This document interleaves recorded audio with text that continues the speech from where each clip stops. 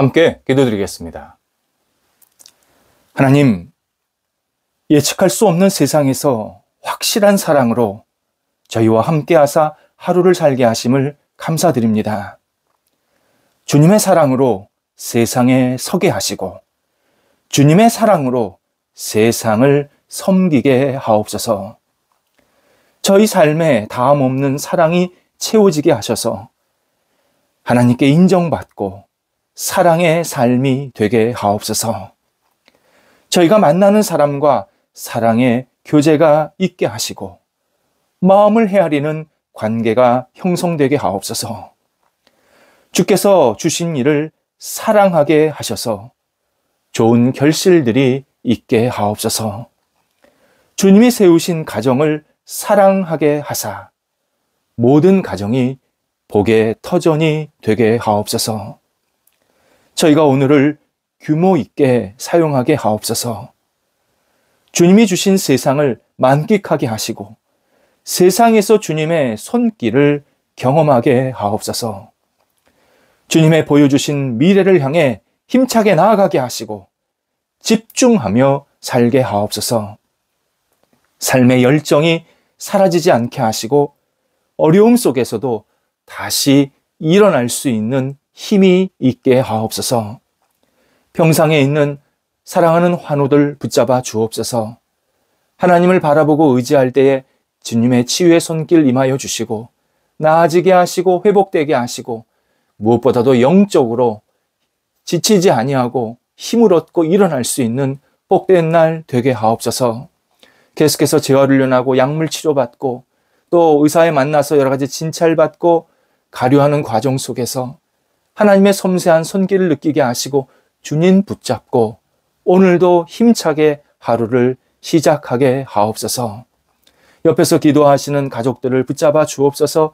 예수님의 능력이 우리 가족들에도 있게 하여 주셔서 지치지 않게 하시고 하나님을 바라보게 하시며 주 앞에 모든 것을 내어 맡기는 온 식구들 되게 하시고 삶의 터전도 안정되게 하옵소서.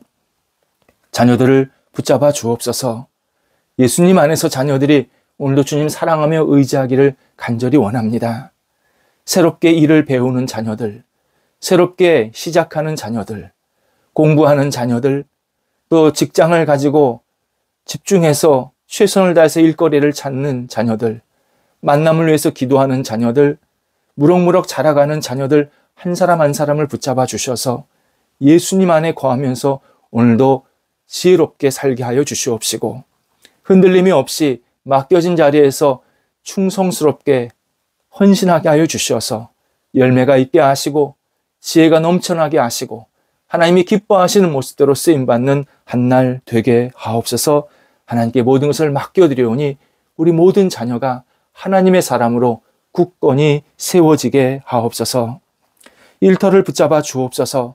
성도들의 일터가 주님의 능력 안에서 오늘도 형통의 역사, 깊어짐의 역사가 있게 하옵소서.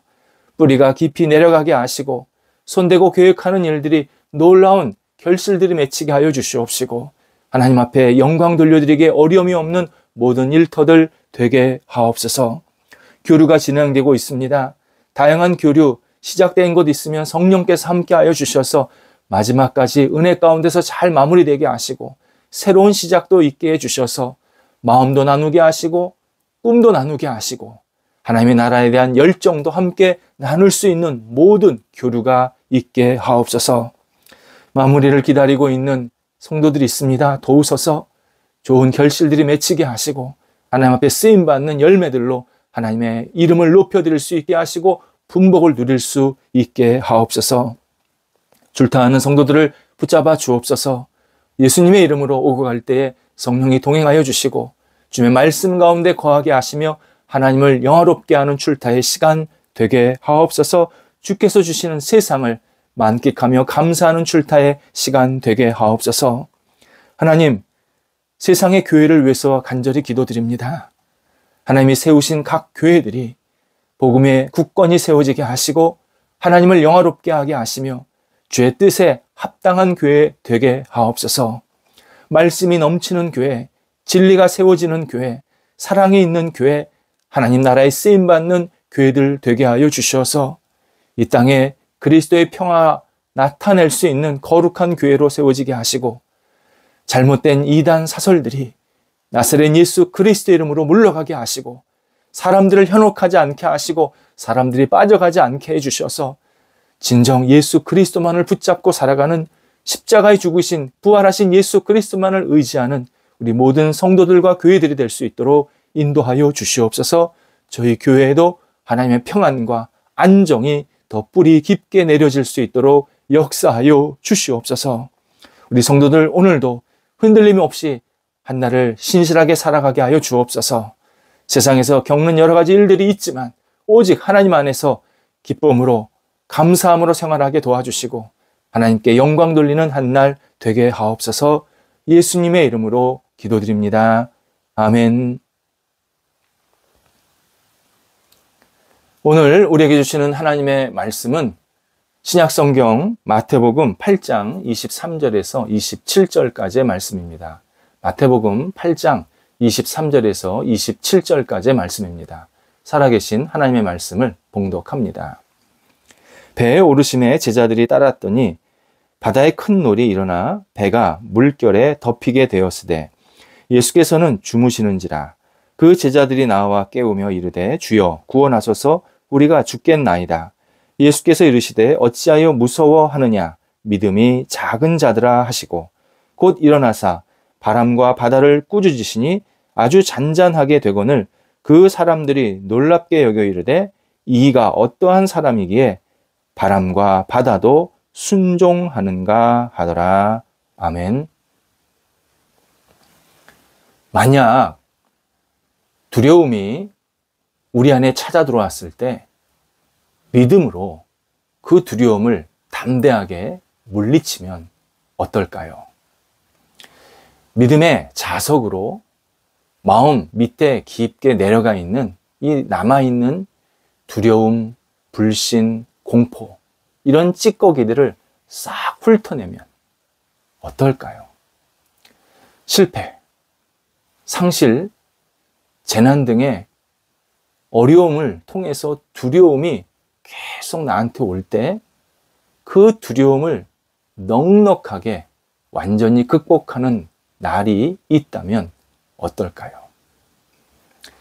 너무나도 감사하고 정말 하나님 앞에 찬양을 드릴 수밖에 없는 그러한 상황, 그러한 날이 됩니다. 그렇게 살 수 있다고 예수님께서 오늘 말씀하십니다. 26절에서 예수님은 어찌하여 무서워하느냐 물으시고 계십니다. 예수님은 폭풍우를 만난 자신을 포함한 제자들에게 바람이 크게 불고 있구나.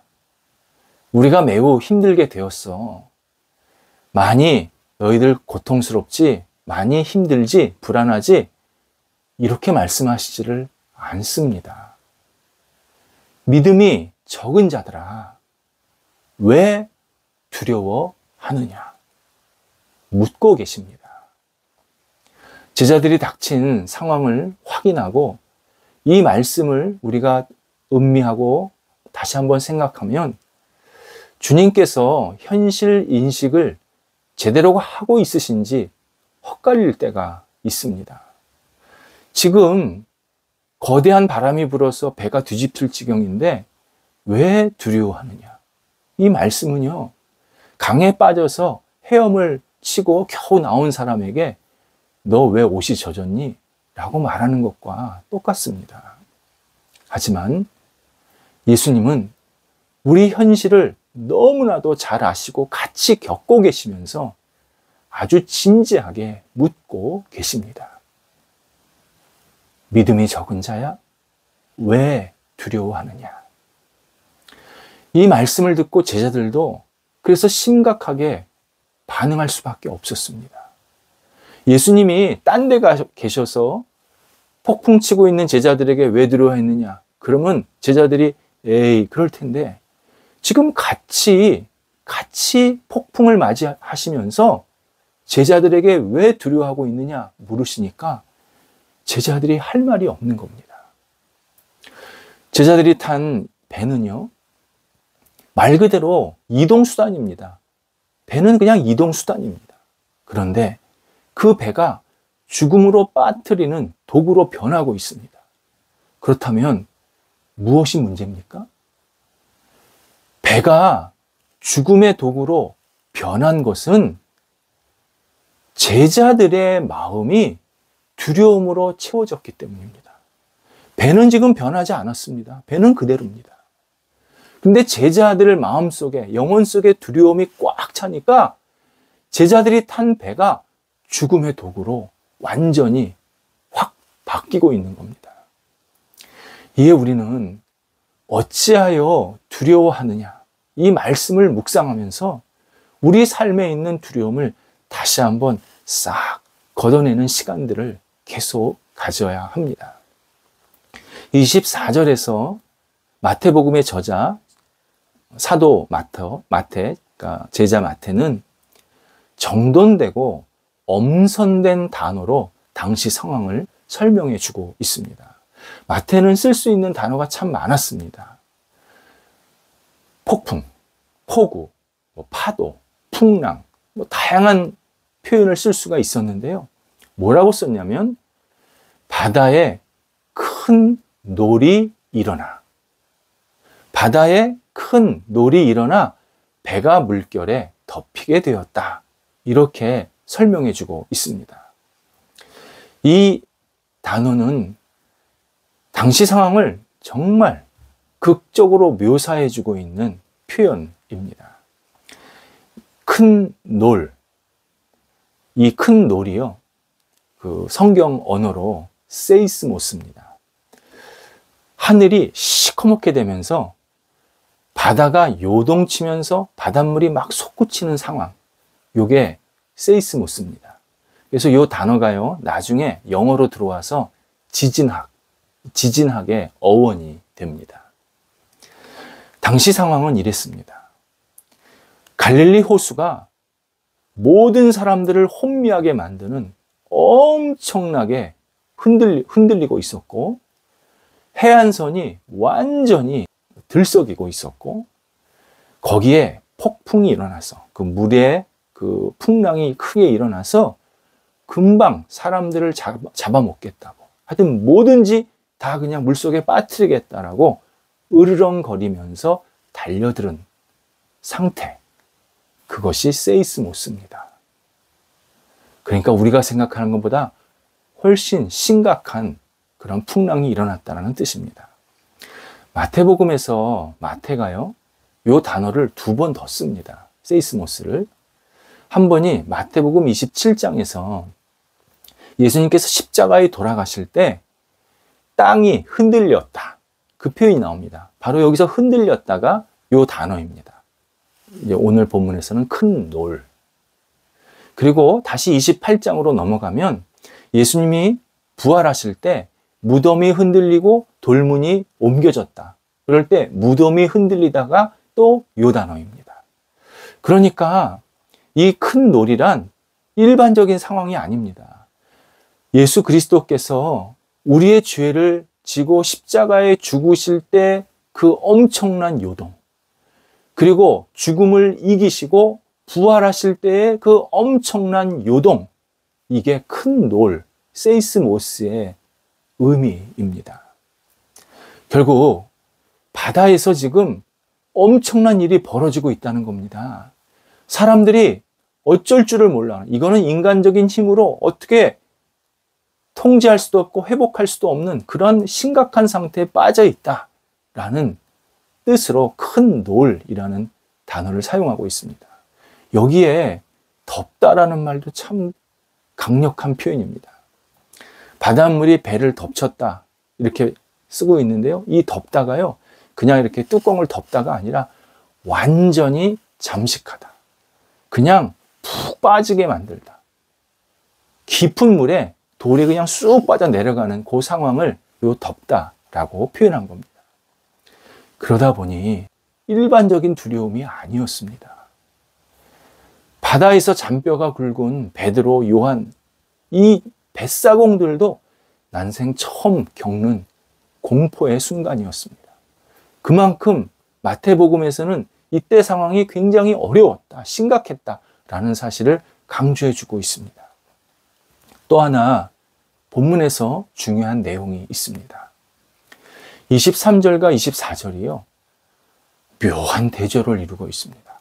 23절에서 배에 오르심에 제자들이 따랐다. 그렇게 표현되어 있지 않습니까? 배에 오르시고 제자들이 따랐다. 이 말은 제자들이 예수님 뒤를 따라서 순종했다. 그런 뜻입니다. 그리고 24절에서는 바다에 큰 놀이 일어나 배가 물결에 덮이게 됐다. 이렇게 표현이 되어 있습니다.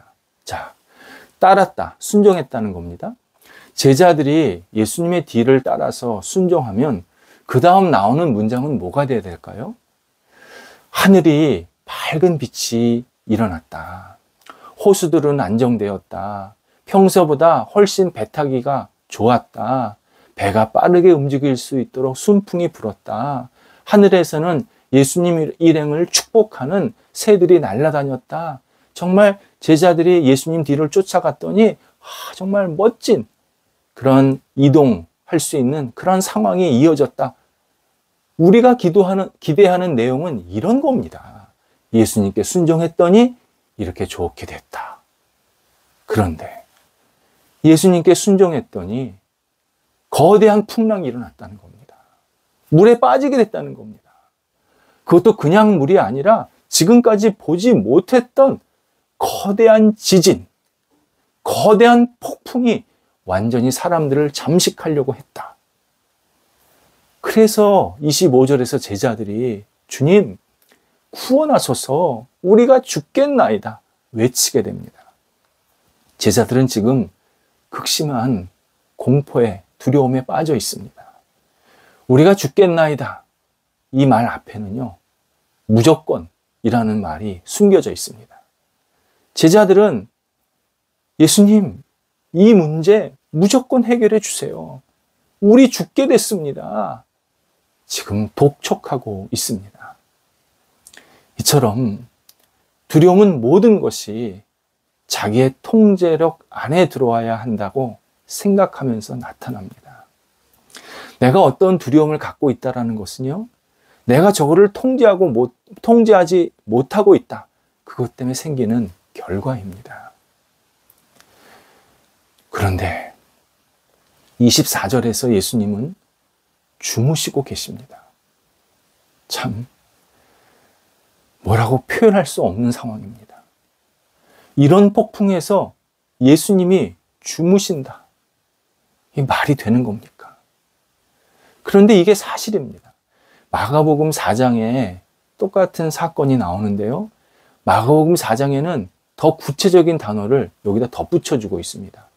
예수님께서 고물에서 베개를 베고 주무셨다. 아주 자리를 까신 겁니다. 고물, 배 뒤편입니다. 거기에는 각종 장비들이 가득 쌓여 있고 지저분하고 복잡한 공간입니다. 베개, 이거는 푹신한 깃털 베개가 아니라요. 그 안에 모래가 들어가 있어서 위태한 상황 때 또는 이렇게 균형을 잡기 위해서 쓰는 그러한 가죽 부대, 그 가죽 부대가 베개였습니다. 지저분하고 복잡한 그 공간에서 흙이 담겨있는, 모래가 담겨있는 가죽 부대를 베고 주무셨다. 이게 오늘 풍랑 속에서 예수님이 하신 일입니다. 본문에서 예수님이 우리에게 알려주시고자 하는 바는 분명합니다. 예수님은 우리가 예수님을 신실하게 믿으면 환난을 겪는다. 분명히 말씀하십니다. 우리가 예수님을 잘 믿으면 환난이 없다. 환난을 받을 수도 있다. 내지는 환난을 받을 때도 있다. 그렇게 말씀하시지는 않습니다. 예수를 잘 믿으면, 예수께 순종하면, 예수님을 따르면 환난이 찾아온다. 우리를 가만히 안 놔둔다. 그런데 내가 너희와 함께 있다라는 사실을 깨달으면 절대 흔들리지 않는다. 절대 두려워하지 않는다. 예수님을 믿어도 병에 걸릴 수 있고 예수를 잘 믿어도 원치 않는 시간에 세상을 떠날 수 있고 온갖 시련에 부딪힐 수도 있다. 그래서 우리 안에 자꾸 두려움이 밀려 들어오려고 한다. 하지만 예수님이 나와 함께 계신다라는 사실을 믿으면, 예수님이 내 영혼의 주인이심을 네가 받아들이면 너는 두려워할 이유가 없단다. 왜 두려워하느냐? 왜 두려워하느냐? 우리에게 반복해서 말씀하십니다. 예수 그리스도를 믿고 의지하면 내 안에 주변 상황과 관계없이 평안이 찾아온단다. 너도 얼마든지 환난이나 어려움과 폭풍을 당할 수가 있지만 내가 너와 함께 있다라는 사실을 잊지 말아라. 내가 너를 붙잡고 있고 내가 내 주인이고 내가 네 삶의 환경을 모든 것을 주관하는 자라는 사실을 잊지 말아라. 그러면 두려워하지 않게 된다. 우리에게 말씀하십니다. 신앙이냐 아니냐를 구분하는 일은요, 폭풍우가 있느냐 없느냐, 또 폭풍우가 완전히 사라진 상태냐 아니냐, 여기에 달려있지 않습니다. 어떤 상황에서도, 어떤 폭풍우, 어떤 환난, 어떤 힘듦, 어떤 시련 속에서도 예수 그리스도만을 분명히 믿고 있느냐, 이게 진짜 신앙이냐 아니냐를 구분짓는 일입니다. 우리가 예수 그리스도를 믿으면 두려움을 이겨내게 하십니다. 두려운 상황이 없어서 이겨내시는 게 아니라 두려운 상황은 얼마든지 있지만 예수님이 나와 함께 계시기에, 예수님이 내 영혼 속에 평안한 자리를 찾고 계시기에 나는 그분을 믿고 나도 평안 중에 모든 두려움을 극복하고 그 어려움도 극복할 수 있다. 이것을 분명히 오늘 우리에게 말씀하십니다. 기도하겠습니다. 하나님, 왜 두려워하느냐 물으시는 예수님께 저희가 부끄럽지 않게 하옵소서. 주님, 저희는 주님만 믿습니다. 주님만 의지합니다. 주님께서 제 영혼과 삶의 주인이십니다. 고백하며 모든 두려움을 극복하는 저희들이 될 수 있도록 인도하옵소서. 세상에서 환난도 시련도 있지만 침몰되지 않게 하시고 하나님께서 친히 우리를 지키시고 주장하사 오늘도 주님과 함께 평안으로 하루를 생활하도록 인도하옵소서. 예수님의 이름으로 기도드립니다. 아멘.